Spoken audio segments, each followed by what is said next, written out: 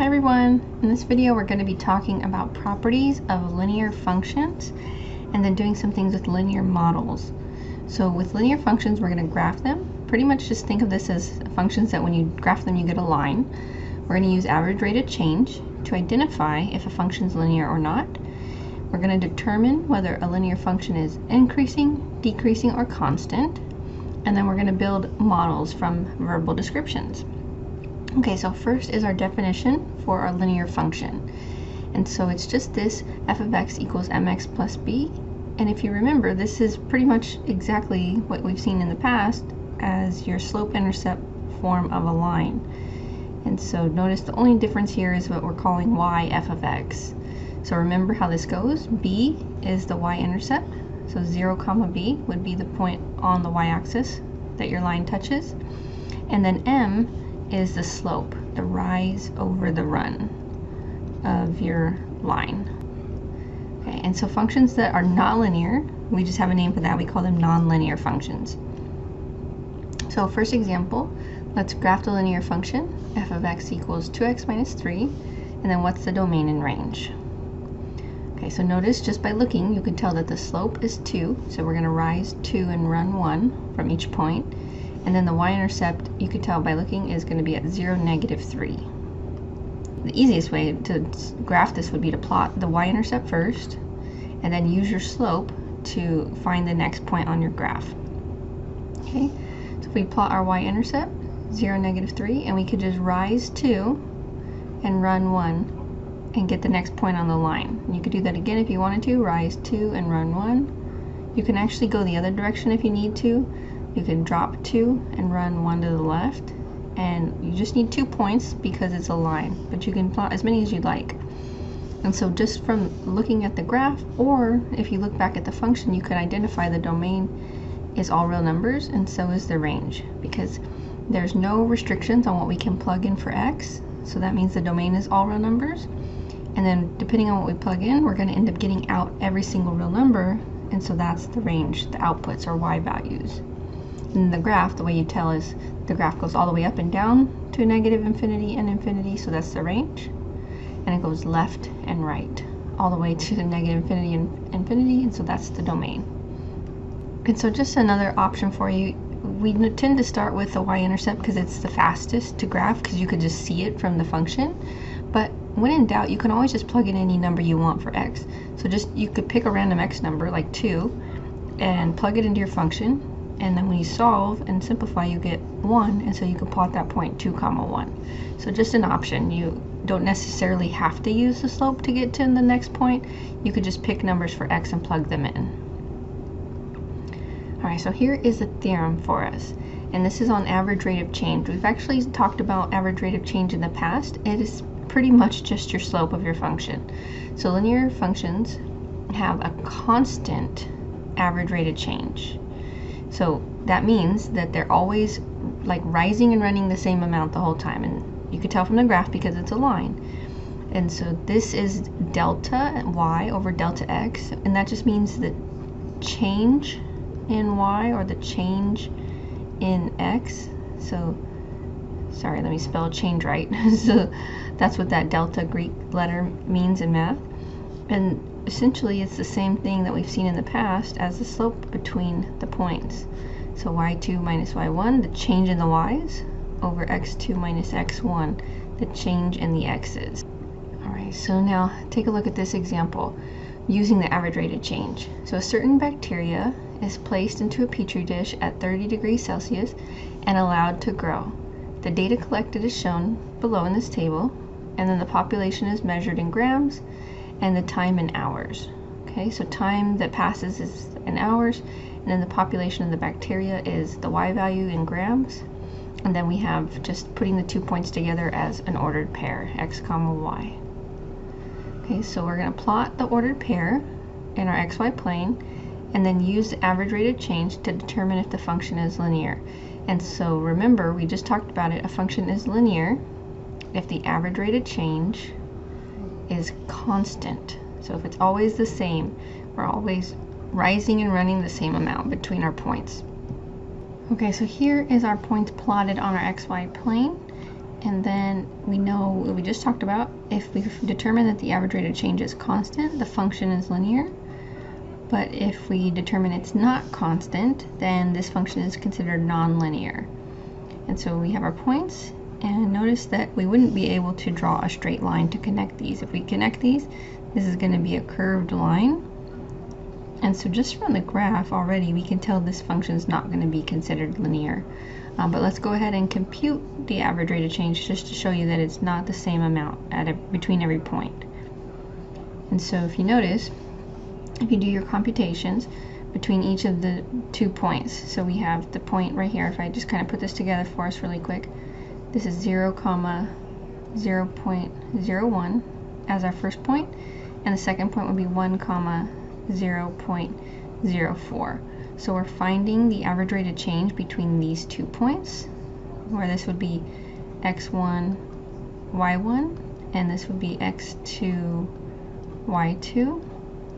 And so remember, this is pretty much just your slope formula, so you compute the average rate of change between those 2 points. And so between the first 2 points, the rate of change is 0.03. If we do that again between the next 2 points, we get 0.11. So right away at that moment, we know that this is not a constant function, or a constant rate of change and not a linear function, because these are not the same amount. They are not equal. And just to show you that it's changing, and we can tell from the graph, it's going up very quickly. So from 0.11, the rate of change then jumps to 0.4, and then 1.5, and then almost to 6. And so because the average rate of change is not constant, the function is not linear or non-linear.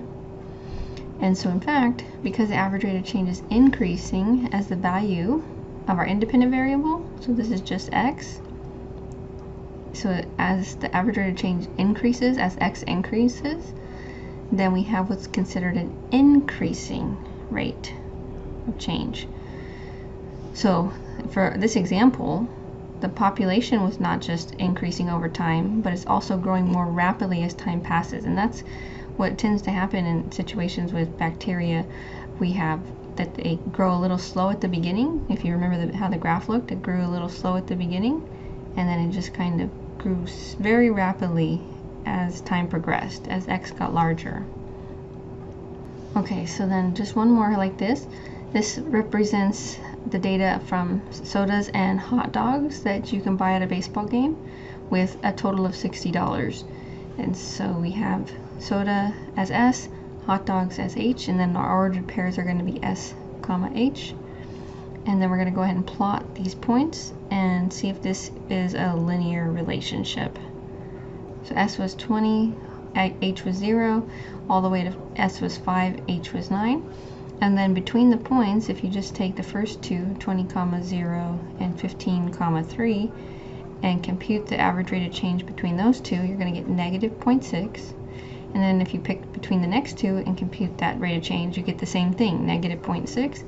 So those are equal, and then these are equal, and so that's equal the whole time, which lets us know that we do in fact have a linear function, because there was a constant rate of change between any points on the graph. And you can tell if you were to draw a line, it would be straight, okay? So if you were to connect these, you would get a straight line.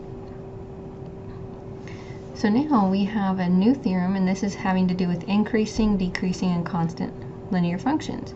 So if we have our linear function, mx plus b, it's increasing over its domain, so that's the inputs, or the x, if the slope is positive. Okay, so the slope is positive means that we're increasing. Okay, so positive slope means, so positive m, and increasing looks like it's going to go up toward the right. And then it's decreasing if the slope is negative. So a negative slope means the function's decreasing and it looks like it's going down toward the right. Then if your slope is 0, the function's constant. Because think about this, you're not rising or running, you're just kind of running. You're running along the line, you're not going up or down, so this is a constant function, and it would just look like the whole function is going in a horizontal line. Okay, let's try an example. So determine if the function's increasing, decreasing, or constant. And this is going to be really quick because each of these functions, these 4 of them, they're all in slope-intercept form. So they all just can be looked at very quickly because you can see what m is, what the slope is. So notice that m is 3 here, -6 on this one, 4 7s here. And then this one, it's not the 4 because notice it's not in front of x. So this is the same thing as 0x plus 4. So for this one, the slope is 4. Or sorry, the slope is 0. Okay, so on A, we have a slope of 3, which is positive. So the function is increasing on the whole domain, -infinity to infinity. For B, the slope is negative, and so the function is decreasing on the whole domain, -infinity to infinity. And then on C, it's, even though it's a fraction, 4 7s, it's still positive, so it's increasing, -infinity to infinity. And then for D, the slope is actually 0, because there was that invisible 0 there. And so the function is actually constant on the whole interval, -infinity to infinity. And on that one, it's because if you were to graph that, if you were to plot right here, just label 4, it would be a line, horizontal line going through 4. All right, so the last thing we're going to talk about is modeling with a linear function. And so just thinking of the slope as our average rate of change, and whenever it's a constant number m, then we can use this whole idea we've been talking about today, this f of x equals mx plus b equation, to represent some kind of real life situation, to model it, and then b is our y-intercept. But what we're going to say in terms of this modeling situation is that b is the value of f at 0. So let me explain this real quick, and then we'll do some examples. So we know that when we plug in a number into our function, then we get some kind of output here. So if we plug in 0, we can tell from this original equation, put a 0 for x, you're just going to get out b. So that's how we get the y-intercept. But why we're saying that b is now the value of f at 0 is because if this is a real life situation that we're modeling, we're usually interested at the starting point. So x is 0 usually represents like an initial value or starting point. Okay, especially if it's time. Like if you're thinking of what happens as time passes, then when time starts, we would say that x is 0. Okay, so that's why we're just talking about it a little differently. So here's our example. The book value is the value of an asset that a company uses to create its balance sheet. Some companies depreciate their assets using straight line depreciation, so that value of the asset declines by a fixed amount each year. The amount of the decline depends on the useful life that company assigns to that asset. Okay, so let's make this make a little bit more sense for you. A good example would be to consider a car. And so suppose that your electric company just purchased a fleet of new trucks for its workforce at a cost of $35,000 per truck. Your company chooses to depreciate each vehicle using this straight line method over 7 years. And so this depreciation in this example with cars or trucks is that they depreciate over time. They lose their value over time. And this could be for many reasons like wear and tear, technology, all kinds of things. But over time, whatever the truck was worth at the beginning, it's no longer worth that as time passes.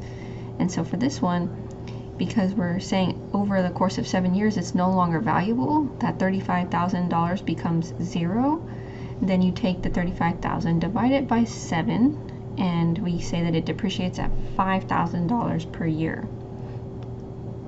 So let's go ahead and do these parts. We're going to find a linear function that expresses the book value, we're going to call that v, of each truck as a function of its age, and so the age is going to be x. We're going to graph that function and then find the book value after 4 years. We're going to come up with an interpretation for the slope, and then when will the book value be 10,000. Okay, So v of x is going to be just what we name our function. And we know that when x is 0, the starting point, so when x is 0, the starting point, we have what the truck was worth initially. So we call this the initial value. What it was worth when x is 0 or when the input is 0. So initial value. And then the y-intercept gives us that point, and that's going to go on our graph. And then because it depreciates by 5,000 a year, the value is going down by 5,000, so we're subtracting 5,000. And it depends on the years that pass, so we have to say that it's 5,000 times, negative 5,000 times the years that pass. So we have our starting value, and you might end up doing this in this order, and then just kind of change it for your final answer. You might say it starts at 35,000, and then I know every year I times that by 5,000. I depreciate it by 5,000. And so we would just end up writing it in this form, where this looks like mx plus b. Okay, so that is our model for the value of the car. So the graph looks like this, and it should look like it's going to go down to the right because it's depreciating. It's losing value or decreasing. So it started at 35,000, and then after 1 year, it went down to 30,000 because we're losing $5,000 of value each year. And then at year 2, it goes down again, and so on. And so it's after 7 years, based on our model, it has a value of 0. And so after 4 years, what is the value? And so you can try to line up your points from the graph, but you might as well just go right back into your function and plug in 4 for the years for x. And then you just find out that after 4 years, that the truck is worth 15,000. Okay. And so since the slope is negative 5,000, then that's the average rate of change per year. So we're saying that negative 5,000 per year is the average rate of change of the book value of the truck. So as every year passes, the truck value decreases by 5,000, just sort of putting that into words. So then the last part of this example is to find out when. So notice that the question is when, so that's a time. We want to know a time, and for us, that's x. So what does x equal when the book value is 10,000? So whenever you're given word problems, if you're not sure, just sort of put variables to these numbers. So I know value is 10,000, so that's v. A question of when is my time, which we called x. So we want to know what is the x. So we're going to solve this equation where we know what v equaled, the value, but we don't know what x equals. So we're going to solve this for x. And so just subtract 35,000 from both sides, and then divide by negative 5,000 on both sides. And so then x is 5. And the answer should make sense contextually. Like, let's say I somehow got an answer of like negative 5, or just something was wrong with my math, like I got 100. I know that wouldn't make sense for the context of the problem, but an answer of 5 does make sense. That's a reasonable amount of time. So that's 5 years that it would take for the truck to be worth 10,000. All right, our last example, this one has to do with supply and demand. So the quantity supplied of a good is the amount of a product that a company is willing to make available for sale at a given price. So it's what the company will supply to the public. The quantity demanded of a good is the amount of the product that consumers are willing to purchase at a given price. So that is how much in quantity the people want. So the company produces, and that's the quantity supplied. The people want, and that's the quantity demanded. And so we're interested at the price when these two things meet is essentially what we're headed toward. So suppose that the quantity supplied S and the quantity demanded D of cell phones each month are given by the following model. Okay, so supply is given by this model, where P is going to be the price of the phones, and demand is the second model. So P is price in dollars of the phone. Okay, so part A, the equilibrium price of a product is defined as the price at which the quantity supplied equals the quantity demanded. So that's when S equals D. So find the equilibrium price of the cell phones based on our models, and then what's the equilibrium quantity, which is the amount demanded or supplied at the equilibrium price. So I mentioned it just a moment ago, but we are interested in when the two meet, the supply and demand, because this is when the two are in equilibrium. The company's not overproducing and the people aren't like under demanding. It's just right, in the right balance, where the supply is meeting the demand and then the demand is meeting the supply. We want those to be equal. And so we're going to also determine the price for which the quantity supplied is greater than the quantity demanded. So mathematically that's going to look like S is greater than D, and then contextually that's just when the company's producing more at that price than people are willing to buy. And then C, we're going to graph both the supply function and the demand function and label the point where they meet, the equilibrium point. Okay, so to find the equilibrium price, you just set the supply function equal to the demand function. Okay, so this was supply, remember, this was our supply function, this was our demand function. So you just put them equal to each other. That's how you find the equilibrium price. And then notice you have a single equation once you do this, and your variable is P, so you always are trying to solve for the unknown. So in this case, we're solving for the price, P. Okay, so what you can do is combine like terms. So we can kind of go either direction with this. I'm going to go ahead and move the numbers to the right. So let's add 680 to both sides. And so then I'm going to move the P terms to the left. So let's go ahead and add 7P to both sides. And then notice there's one last step. To solve for P, you just have to divide by 32.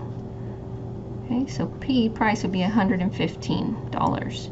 So the equilibrium price is $115 per cell phone. So what that essentially means is if the company charges more than $115, people will not want to buy as many. If the company charges less, people will want to buy more, but they won't make enough to supply them. So this is like a equilibrium, the balanced price. So to find the equilibrium quantity, then you can actually plug this value into either equation because we set them equal to each other already. So we'll get the right answer no matter which of the two equations we plug this into. And so if you plug it into the supply equation, $115 for the phone, the supply would be 2,195 phones. Again, you could also plug it into the demand function and you'll get the same number. So the equilibrium quantity is for the company to make 2,195 cell phones, and that will meet the demand of the people at that price.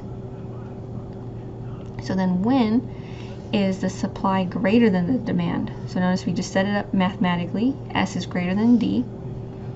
And so that's just very similar to what we just did, changing, instead of an equal sign now, putting this inequality symbol where supply side is the greater side. We already did the work. We already did the same process, just the difference is now there's the inequality symbol. And so when we get that price is greater than $115. So if a company charges more than that, $115, they'll supply more than people will want, more than the demand. And so they'll have excess phones in their inventory if they charge more. And so this one shows the two graphs. So we'll just plot a few key points to see how we got these. Okay, so let me just remind you that the supply function looked like 25p minus 680. So if you take a look at that one, we had a negative, this would be a negative y-intercept. It would be 0, negative 680. So notice it's not on our graph because contextually it wouldn't make sense to plot that as a negative amount of supply here, but it would be down here. So it would be more beneficial to plug in other values to find points on this line other than plugging in 0 to get the y-intercept.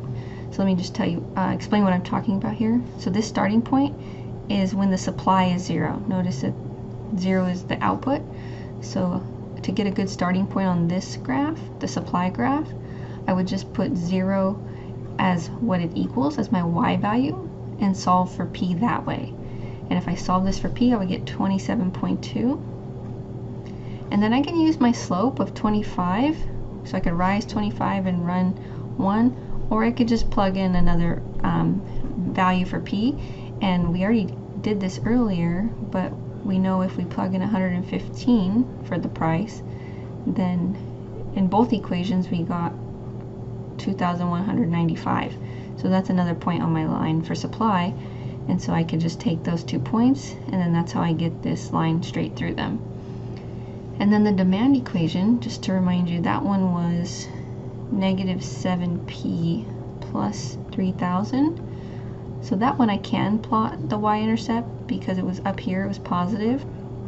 So that this point is actually saying when when the price is 0, the demand is at 3,000, then it's, as the price increases, so notice we're going to the right here, p is going bigger, then the demand is kind of dropping, but we still have this other point on the line where if p was 115, the demand is also 2,195, and so that's our demand line.